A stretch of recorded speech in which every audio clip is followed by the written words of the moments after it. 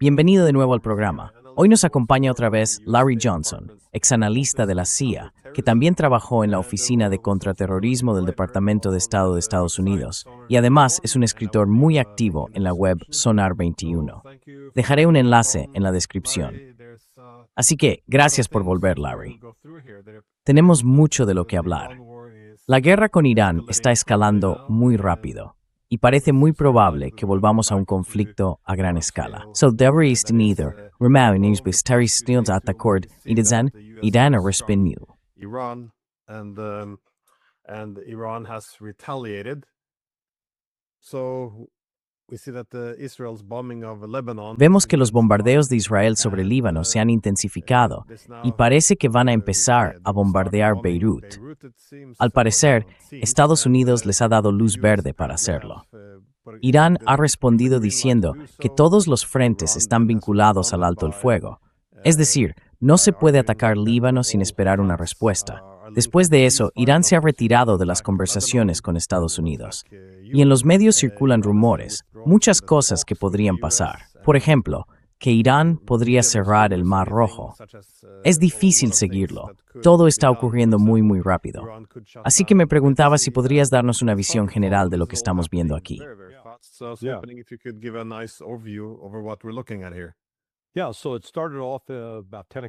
Sí, pues empezó sobre las 10 de la mañana, hora de la costa este. Así que supongo que eso son las 3 de la tarde para ti. Hay 5 horas de diferencia conmigo. ¿6? 6, vale. Entonces serían las 4 de la tarde para ti, lo que significa que ya deberías estar durmiendo. Gracias por hacer esto. Y entonces Irán dijo, de acuerdo, hemos terminado de hablar con Estados Unidos, porque el alto el fuego inicial, el acuerdo, era que Israel no atacaría Líbano, no solo Beirut, sino Líbano en general, y que detendría sus ataques contra los palestinos. Pero en lugar de eso, siguen atacando. Así que dijeron, nos salimos, no habrá más conversaciones, cerramos el estrecho de Hormuz.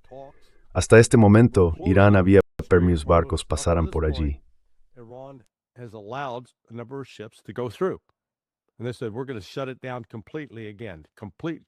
Y dijeron, vamos a cerrarlo todo otra vez, un cierre total, y vamos a cerrar el estrecho de Bab el-Mandeb. Eso va a quedar cerrado. Aún no lo han cerrado.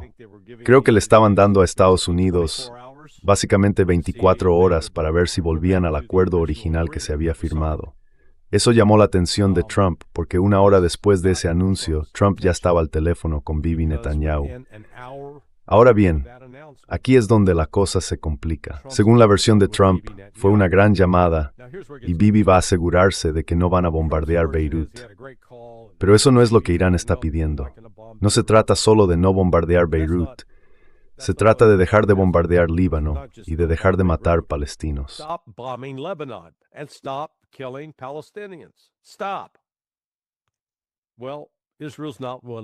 Bueno, Israel no está dispuesto a parar. Y desde esa llamada telefónica, Trump ha dado una versión y Bibi Netanyahu ha dado una completamente distinta. Luego tienes a gente como Smotrich opinando, a Israel Katz, el ministro de Defensa, opinando también, y a Ben Gvir haciendo lo mismo. Y parece que Israel no se ha detenido. Y aquí viene un punto preocupante. Uno de los portavoces de la Guardia Revolucionaria iraní, el IRGC, lanzó una advertencia. Si vives en el norte de Israel, ellos lo llaman los territorios ocupados del norte, si estás en el norte de Israel, más vale que te vayas, porque vamos a atacarte. Así, sin ambigüedades.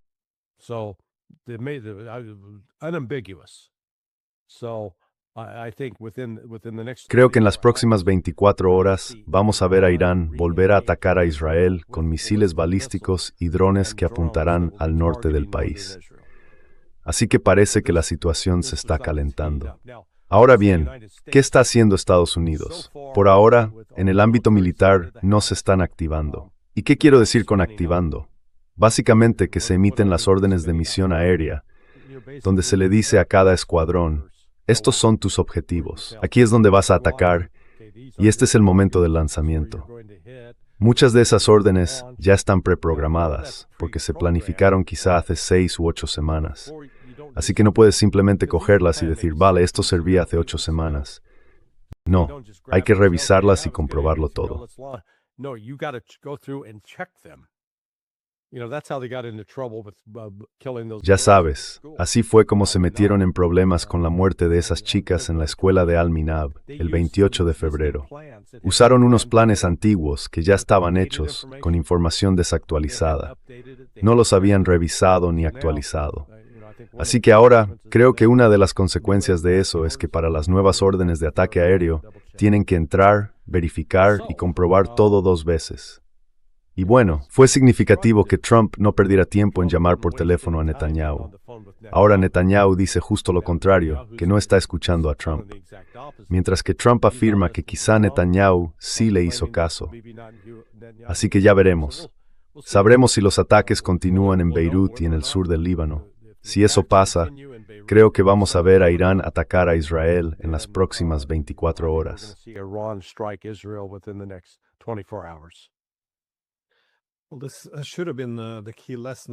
Bueno, esa debería haber sido la gran lección de la guerra, que los iraníes son capaces de disuadir subiendo la escalada frente a Estados Unidos. Así que toda esta idea de que Estados Unidos e Israel pueden simplemente decir, hagamos un alto el fuego limitado, no atacaremos Beirut si vosotros no golpeáis Israel, pero seguimos teniendo vía libre en el sur del Líbano, no tiene mucho sentido. La idea de que ellos podrían decidir cómo debe librarse la guerra, no hay ninguna señal de que Irán vaya a aceptar eso. Así que, de nuevo, todo esto parece bastante previsible. Pero, ¿cuál crees que es ahora el cálculo en Tel Aviv? Quiero decir, los israelíes, con sus bombardeos sobre el Líbano, están intentando deliberadamente impedir que Trump logre un alto el fuego prolongado o un acuerdo de paz con los iraníes. ¿O simplemente están haciendo lo de siempre?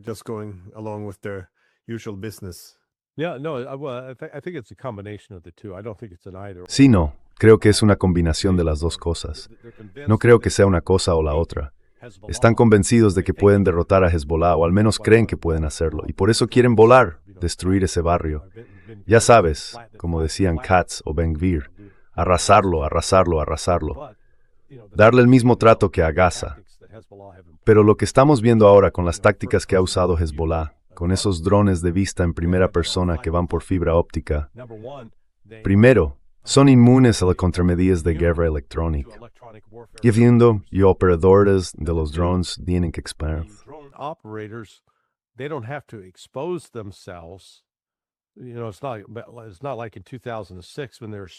Sabes, no es como en 2006 cuando disparaban un lanzacohetes de esos que se apoyan en el hombro.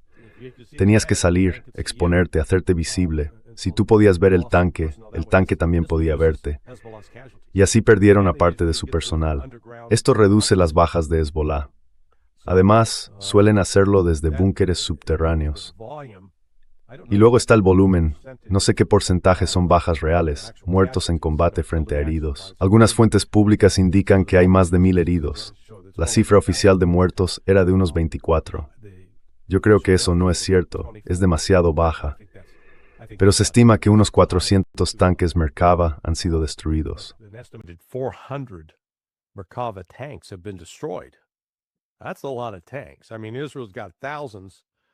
Son muchos tanques. Quiero decir, Israel tiene miles, creo que un par de miles, pero aún así es una cifra importante, una gran pérdida de tanques. Y si estás perdiendo tanques, eso significa que también estás perdiendo personal. Ahora, si están siendo muertos o heridos, bueno, eso ya es otra cuestión.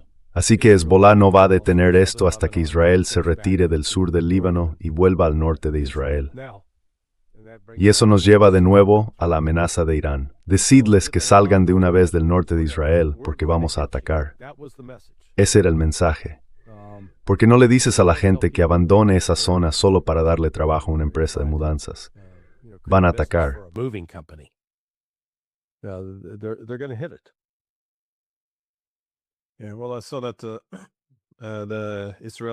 Sí, bueno, vi que el ministro israelí de Seguridad Nacional, Ben-Gvir, decía que deberían, siempre que sea posible, decir sí a Estados Unidos y no cuando sea necesario.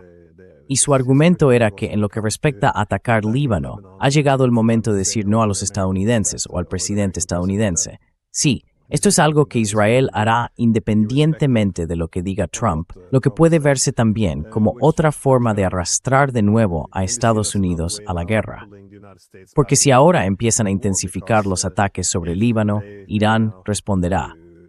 ¿Crees que hay alguna posibilidad de que los estadounidenses se queden al margen? Do you think it's any chance that the Americans will sit on the sideline, or is that, or Yeah, I think Sí, creo que al principio, sí, porque Estados Unidos no tiene realmente buenas opciones militares. Todo esto. these are all Trump, según Robert Barnes, y creo que Barnes sigue teniendo buenos contactos, aunque ahora se le vea como un crítico de Trump, fue abogado de Trump, pero dijo que Trump estaba aterrorizado de volver a una situación como la de Jimmy Carter, con rehenes estadounidenses retenidos en Irán. Porque claro, el primer día, el segundo, el tercero, los medios empiezan a contar cuánto tiempo llevan retenidos, y eso se convierte en una medida de tu propia incompetencia. Así que Trump no tiene ningún interés en volver a algo así. Y si lo piensas, Irán se ha vuelto bastante hábil derribando drones.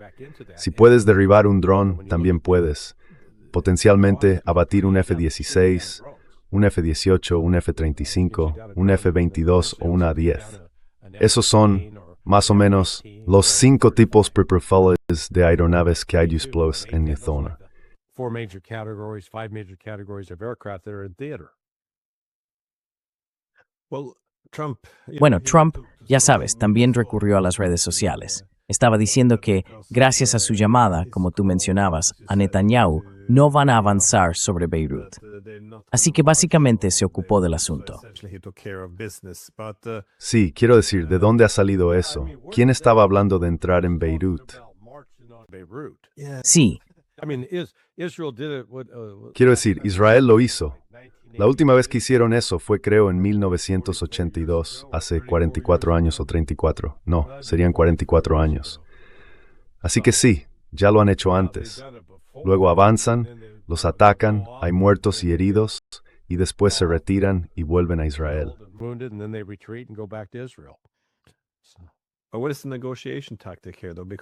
pero ¿cuál es la táctica de negociación aquí entonces? Porque da la impresión de que Trump a veces se está saboteando a sí mismo. Ya sabes, están intentando avanzar en las negociaciones con los iraníes, y de repente Trump decide elevar las exigencias de Estados Unidos, cuando las demandas iniciales ya eran inaceptables para los iraníes. ¿Verdad? No es como si los israelíes fueran los únicos que están saboteando estas conversaciones. Por eso de Gemma het stats bastante bien proactiva. Yeah. He seems to be doing this quite well on his own. Well, in fact, the eerie parallel. Bueno, de hecho, hay paralelismos inquietantes con las negociaciones con los rusos sobre Ucrania, porque la posición de Irán no ha cambiado desde el inicio de la guerra, cuando presentaron, ya sabes, el plan de 10 puntos y luego el de 14. Y siempre fue lo mismo: levantar de inmediato las sanciones, devolver los activos congelados, reconocer que controlan el estrecho de Hormuz, aplazar los comentarios sobre el programa nuclear. En fin, no se han desviado de eso. Es Estados Unidos quien sigue intentando cambiar de qué vamos a hablar o cuál es la posición. E Irán sigue, bueno, ellos pensaban que realmente habían llegado a algún acuerdo sobre eso, y luego Estados Unidos, Trump, volvió a echarse atrás. Por eso creo que esa fue la frustración con Trump, unida a las acciones de Israel en el Líbano, que simplemente se han vuelto insostenibles.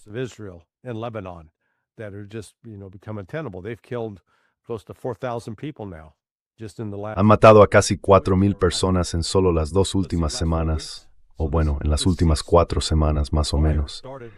Este alto el fuego empezó realmente a aplicarse alrededor del 15 de abril.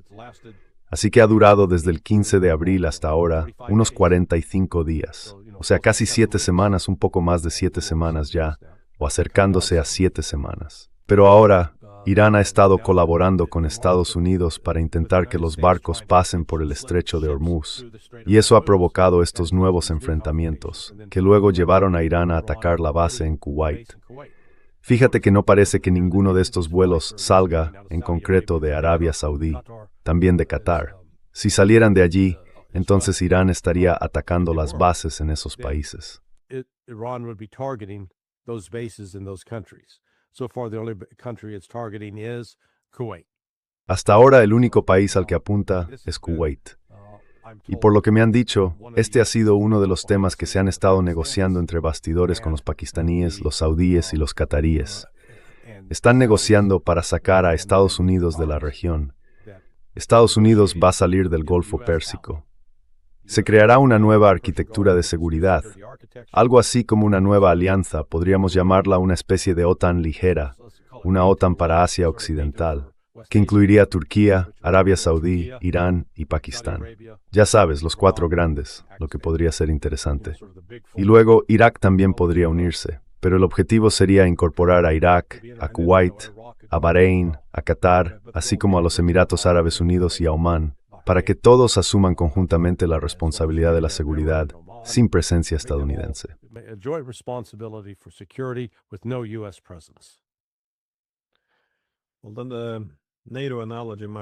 Bueno, entonces quizá la analogía con la OTAN no sea la más adecuada, porque en un acuerdo de seguridad normalmente se divide de otra forma. La OTAN es un bloque militar en el que, digamos, el país A y el país B buscan seguridad frente al país C, que era Rusia, ¿verdad? Pero en otros acuerdos de seguridad, como los que podrían estar discutiendo ahora en Oriente Medio, no se trata de seguridad contra un miembro externo, sino de seguridad con los demás miembros. Porque no creo que nadie piense que Irán y Arabia Saudí vayan a aliarse de alguna manera contra Estados Unidos. Eso no va a pasar. Pero sí estoy de acuerdo. Creo que esto es muy importante. Y también pienso que es del interés de Irán no convertir esto en un juego de suma cero, o al menos reducir ese aspecto. Así que, ¿qué opinas tú sobre la importancia de que Irán se haya retirado de esas conversaciones?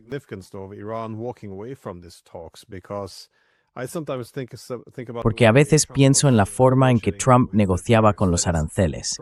Es decir, primero llegaba y decía, voy a ponerte un arancel del 50% y luego lo reducía al 15%. Y la otra parte se iba contenta, aunque antes no hubiera nada.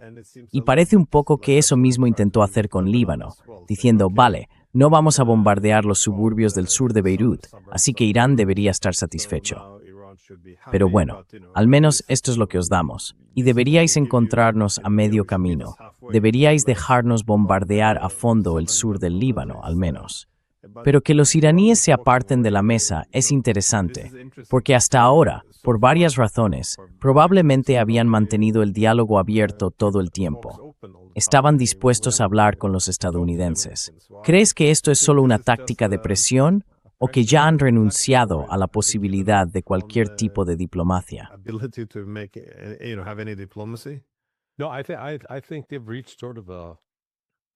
No, creo que han llegado a un punto de ruptura clara. Ya sabes, si Estados Unidos no se lo va a tomar en serio, ellos no van a seguir atados a esto.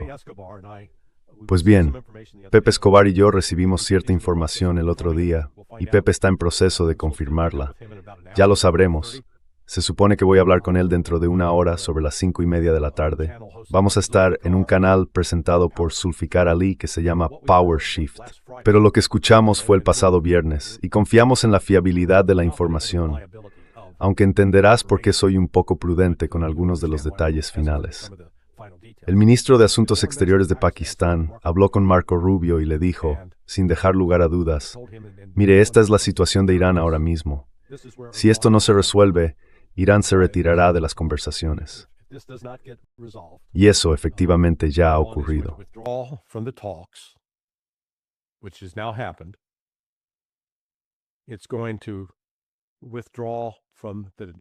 Va a retirarse del TNP el Tratado de No Proliferación y va a fijar una fecha para la detonación de un artefacto nuclear. Sí, entonces cuando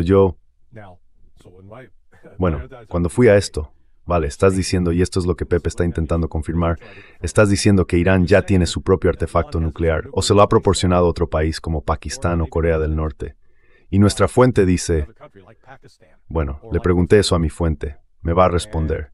Así que sé que eso es algo que estamos intentando verificar, pero hasta ahora lo que nos dijeron el viernes sobre que iban a retirarse, ya se han retirado, así que eso resultó ser cierto. Veremos si lo del TNP también lo es. Y si esas dos cosas han sido ciertas, entonces voy a decir, puede que no estén mintiendo sobre lo otro. No lo sé, ya digo, todavía no puedo confirmarlo. I don't, like I said, I can't confirm that yet. We're trying to get it confirmed. But it shows that Estamos intentando confirmarlo. Pero esto demuestra que el nivel de frustración con Irán es real y que no están actuando por su cuenta, porque hasta ahora han contado con el respaldo total de China y de Rusia. Los chinos están operando sobre todo a través de Pakistán, y Pakistán ha tenido un papel protagonista. Ahora bien, esto ha generado cierta confusión en Occidente, porque la gente dice, bueno, pero Pakistán está muy alineado con Estados Unidos. Sí, eso es cierto.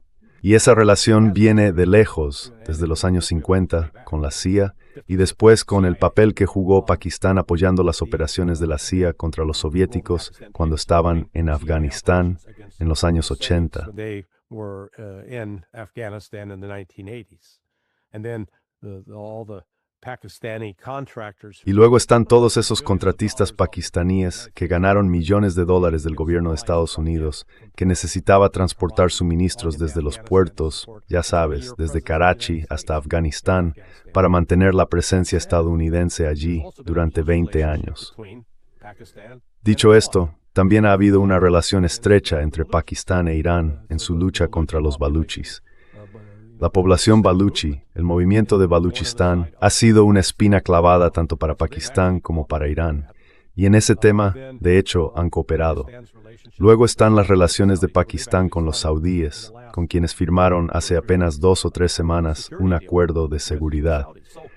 Así que lo que está ocurriendo es que la ineficacia del ataque militar de Estados Unidos, en mi opinión, ha despertado muchas dudas sobre la fiabilidad de Estados Unidos a partir de ahora.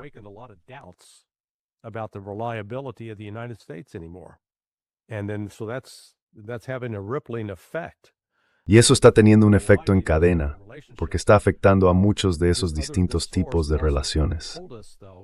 Pero esta fuente también nos dijo, o más bien nos escribió, que los saudíes y los cataríes, además de Omán, han decidido distanciarse de Estados Unidos. Y Qatar está hablando de cerrar la base aérea de Al Udeid. Sería algo enorme si eso llegara a pasar, porque es la base estadounidense más grande, y lo ha sido, madre mía, desde hace unos 30 años en esa región. Así que todo esto está en movimiento, pero el hecho de que Irán... Bueno, ya sabes, en ese documento del viernes se decía que iban a retirarse del proceso y lo han hecho hoy. Así que tengo que decir que en ese punto la fuente acertó con la información. De los otros dos, no lo sé, no puedo decirte nada.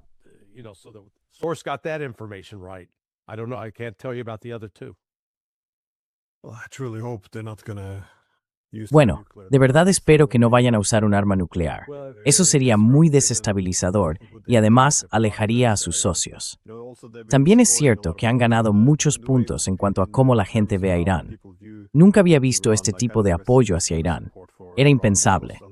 Recuerdo que hace 23 años, durante la invasión de Irak, si alguien hubiera dicho que habría tanta simpatía por Irán, habría sido difícil de creer. Pero por otro lado, entiendo por qué los iraníes están al menos apartándose ahora, porque bueno, están diciendo ya basta con estas negociaciones. Hay que recordar que si miramos atrás, Estados Unidos aceptó usar el plan de 10 puntos de Irán como punto de partida, y luego se echó atrás, y ahora está introduciendo poco a poco más violencia, un poco como en Gaza. Dicen alto el fuego, pero siguen matando palestinos cada día. Y ahora, básicamente, es lo mismo. Estos ataques sobre el Líbano continúan, también la hostilidad contra Irán. En realidad no hay un alto el fuego verdadero. Así que lo que están exigiendo a los iraníes es algo así como, vosotros cumplid con vuestros compromisos y nosotros nos retiramos.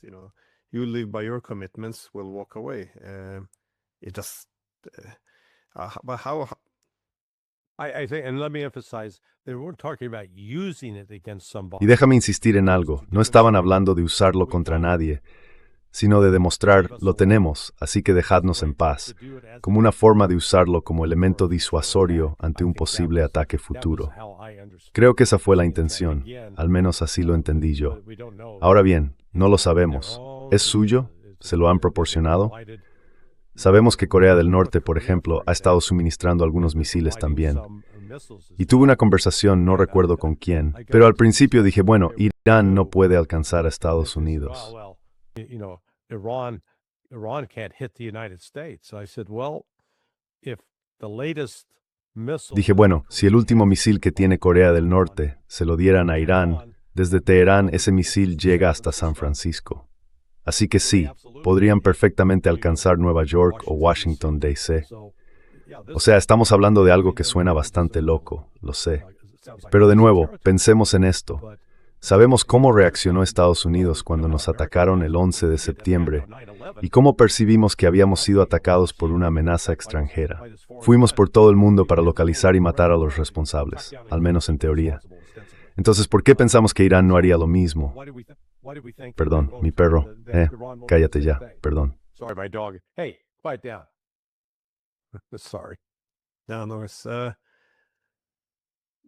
No, señor. Pero, ¿qué cree usted que va a pasar ahora? Porque, de nuevo, solo para aclarar, Irán ha dicho que se retira de las negociaciones y más o menos ha advertido que está preparado para tomar represalias contra Israel. Así que, ¿qué espera que ocurra ahora? Porque yo no veo ninguna forma de volver a la vía diplomática en este momento. Ojalá me equivoque, pero el escenario más probable ahora es que Irán empiece a lanzar misiles hacia Israel. Entonces, Estados Unidos tendrá que decidir si se involucra de nuevo o no, y ahí volveríamos a una guerra total.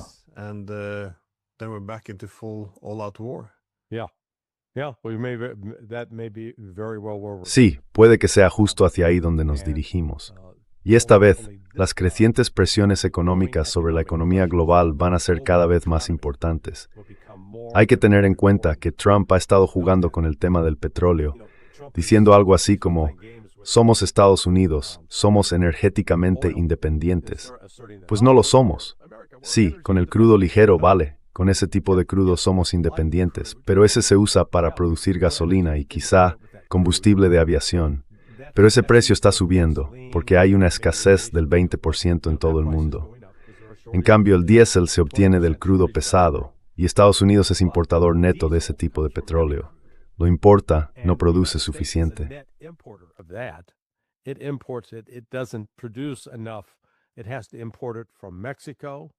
Tiene que importarlo de México, de Canadá. Canadá ha sido la principal fuente. Ahora Venezuela solía obtenerlo de los saudíes, que a su vez podían haberlo conseguido de los rusos, pero dejamos de comerciar con Rusia por ese motivo, y ahora Rusia envía más de eso a China. Así que esa es una de las razones por las que, aquí en Estados Unidos, no sé cuál es la situación en Noruega, hay una diferencia entre el precio de la gasolina y el del diésel. Aquí en Estados Unidos, la diferencia ronda entre $1.50 y $2, porque el diésel tiene que procesarse de otra manera y proviene de una fuente distinta.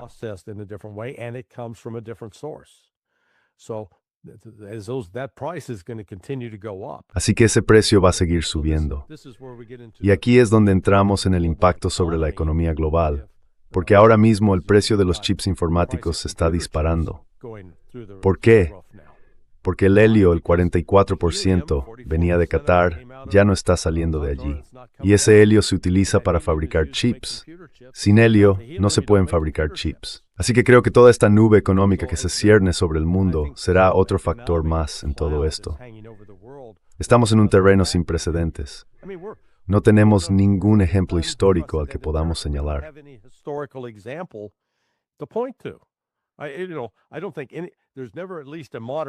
No creo que haya habido nunca, al menos en la historia moderna, un momento en el que se pueda decir, sí, aquí es cuando perdimos el 25% del suministro de gas natural licuado, el 20% del petróleo, el 35% de la urea y el azufre que se usan para fabricar fertilizantes y el 44% del helio. Y todo eso afecta a distintos sectores de la economía. Nunca habíamos tenido un impacto de esa magnitud, que yo recuerde. Dejo los juicios históricos en tus manos. Tú estás mucho más cualificado para eso. Pero entonces, ¿cómo influye todo esto en el contexto de esta guerra? Ahora Irán básicamente parece que está dispuesto a volver a enfrentarse a Israel, aunque solo sea para impedir que Israel ataque a Hezbollah y a los libaneses.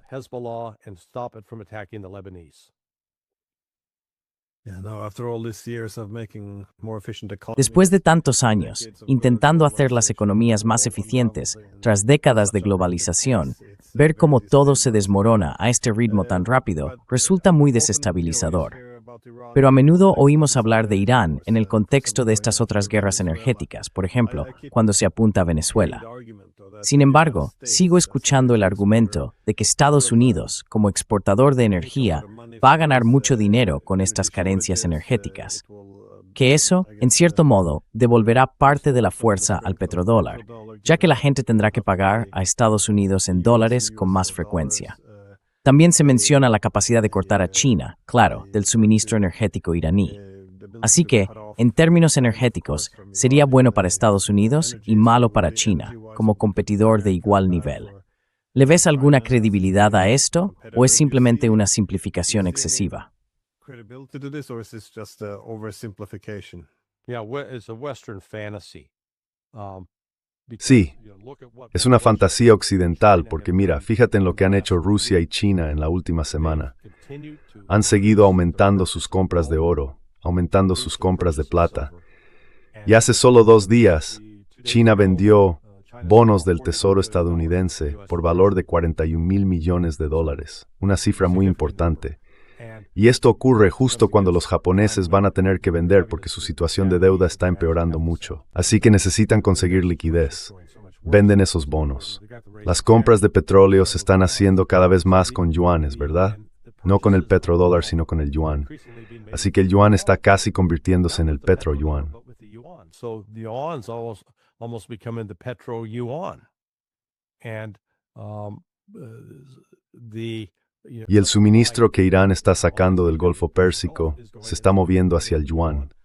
Rusia también está vendiendo en yuanes, no en dólares. Así que el dólar empieza a estar bajo una presión real y no estamos viendo una situación económica global que sea estable ni saludable.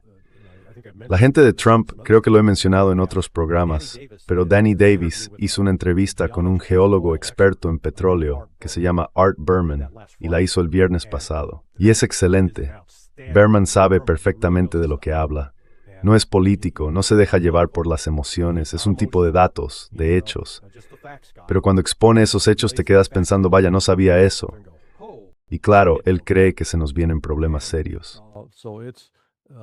He thinks we're in for some real trouble.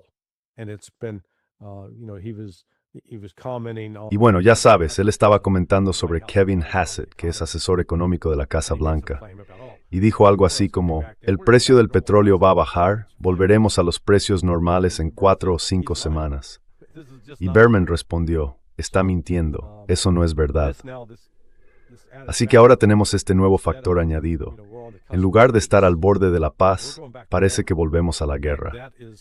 Eso es lo que indican las señales, a menos que haya un cambio total de postura. Pero tenemos al portavoz de la Guardia Revolucionaria iraní diciendo, y no fue nada ambiguo, algo como, vosotros, la gente del norte de Israel, salid por vuestra propia seguridad. Yo sinceramente me lo tomaría en serio. I would take that seriously. Sí, eso no parece un farol cuando podría serlo. Ya sabes, no tendría ningún sentido.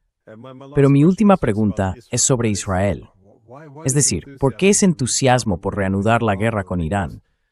Porque, por lo que entiendo, incluso a partir de declaraciones del propio ejército israelí, están muy sobrecargados.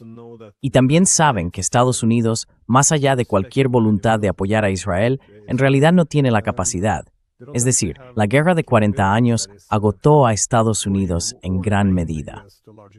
Si Estados Unidos no puede cumplir sus objetivos en cuanto a derrotar a Irán, y los israelíes ya están sobreextendidos, ¿por qué meterse en eso? Quiero decir, hay mucho que perder en lo que parece, con bastante claridad, una apuesta perdedora.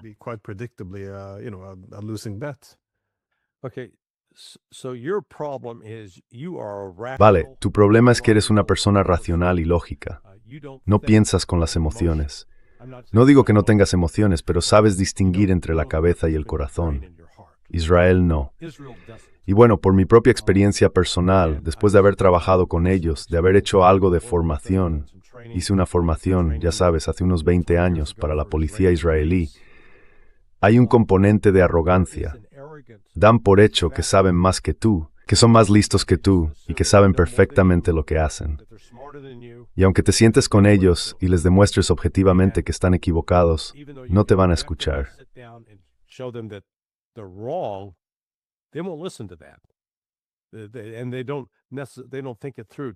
Y no piensan 2 o 3 pasos por delante. Quiero decir, es algo tan simple, y déjame poner un ejemplo, con una pistola semiautomática. Cualquiera que conozca ese tipo de arma sabe que tiene un cargador donde se coloca la munición. Lo insertas en el hueco del cargador, agarras la parte trasera de la corredera, tiras hacia atrás y luego la sueltas, como si fuera una goma elástica, y así se introduce una bala en la recámara. El ejército israelí entrena a todo el mundo para no hacer eso. Van con el arma descargada hasta que hay una amenaza. Entonces la sacan y rápidamente accionan la corredera para cargar una bala.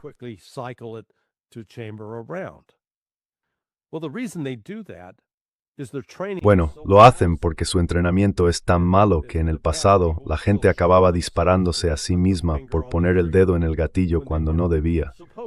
Así que, en lugar de entrenarlos correctamente, se inventaron este método. Y aunque yo puedo demostrarles con un cronómetro que hacer eso añade, como mínimo, medio segundo al tiempo que pasa desde que sacas el arma hasta que apuntas al objetivo. Además, si ese objetivo está cerca, a la distancia de un brazo, cuando estás ahí intentando montar el arma, pueden agarrártela. Eso es solo un ejemplo, pero esa misma mentalidad es la que se traslada también aquí.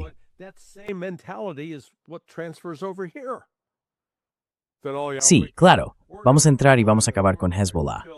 Los vamos a detener.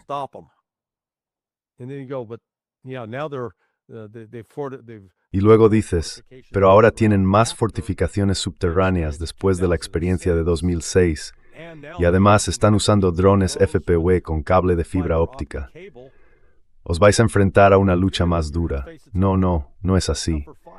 Siempre subestiman al enemigo.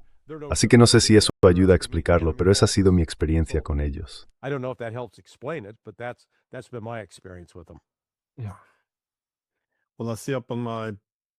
Sí.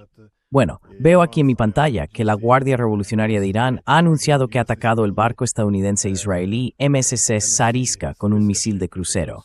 Así que, allá vamos. Parece que sí. Allá vamos. Bueno, parece al menos más probable que esta escalada ya no se pueda detener. Ojalá me equivoque. Pero gracias de nuevo. Sé que hoy tienes muchos compromisos, así que te dejo. Gracias otra vez por tu tiempo. Hola amigo, siempre agradezco la invitación. Glenn Deason, muchísimas gracias. So much.